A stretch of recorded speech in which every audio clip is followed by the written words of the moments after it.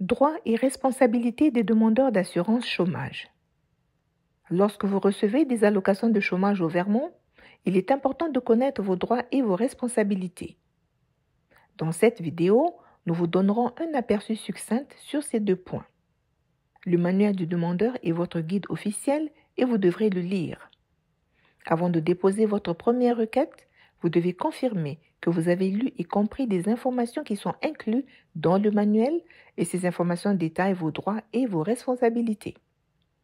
Le manuel de demandeur est disponible sur le site web du ministère du Travail. Si vous avez besoin d'aide pour lire le manuel, vous pouvez appeler la ligne d'assistance aux demandeurs au 877 214 33 32 et appuyer sur la touche 1 pour parler avec un interprète. Parlons d'abord de vos droits. Vous avez le droit de demander des allocations de chômage. Si vous parlez une langue autre que l'anglais, vous avez le droit d'obtenir de l'aide pour demander que les informations vous soient données dans votre langue. Si vous souffrez d'un handicap, vous avez le droit de demander une aide ou un support pour obtenir des allocations de chômage. Si vous n'êtes pas d'accord avec une décision concernant votre demande, vous avez le droit de faire appel. Le manuel du demandeur donne des détails sur la manière de procéder. Si vous avez perdu votre emploi à cause de violences domestiques ou sexuelles et que vous n'êtes pas admissible au chômage, il existe un autre programme qui pourrait vous aider. Pour savoir si vous êtes admissible, appelez la ligne d'assistance aux demandeurs au 877 214 33 32. Appuyez sur la touche 1 pour avoir accès à un interprète. Pour recevoir des allocations de chômage, vous devez avoir un statut légal aux États-Unis et être autorisé à travailler.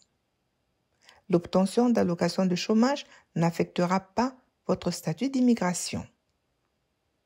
Passons maintenant en revue vos responsabilités.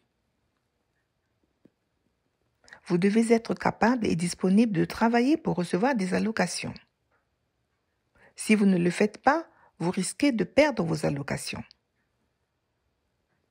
Vous devez être capable de travailler, ce qui signifie que vous devrez être en assez bonne santé pour effectuer un travail. Vous devez être disponible pour travailler, ce qui signifie que vous devrez être prêt à travailler et que vous devrez disposer du temps et du moyen de transport nécessaire pour vous rendre à un lieu d'emploi. Les raisons pour lesquelles vous pourriez ne pas être en mesure et disponible pour travailler incluent le fait d'être malade, blessé, de ne pas avoir de garde d'enfants ou de ne pas avoir la possibilité de vous rendre au travail. Vous devez déposer votre demande chaque semaine pour recevoir des allocations. Si votre demande est refusée et que vous faites appel, continuez à déposer chaque semaine. Vous n'arrêterez de déposer votre déclaration qu'une fois que vous reprenez un travail à temps plein ou que vous ne souhaitez plus d'allocation. Soyez honnête lorsque vous remplissez votre demande. Si vous communiquez de fausses informations, vous pourriez perdre vos allocations et faire face à des sanctions. Si vous travaillez à temps partiel, vous pouvez toujours bénéficier d'allocations partielles. Mais vous devez déclarer tous vos gains chaque semaine. Si vous ne déclarez pas correctement vos gains, vos prestations pourraient être affectées.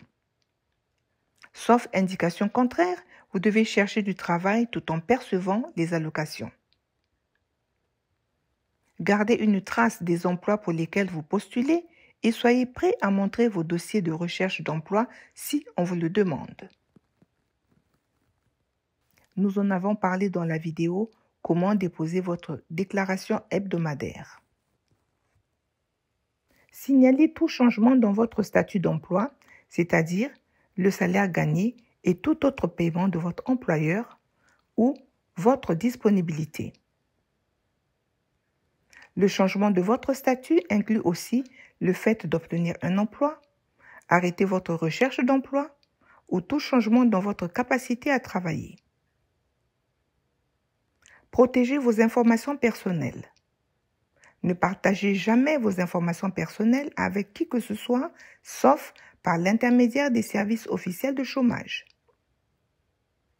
N'oubliez pas que le manuel du demandeur est le guide officiel contenant tous les détails sur vos droits et responsabilités.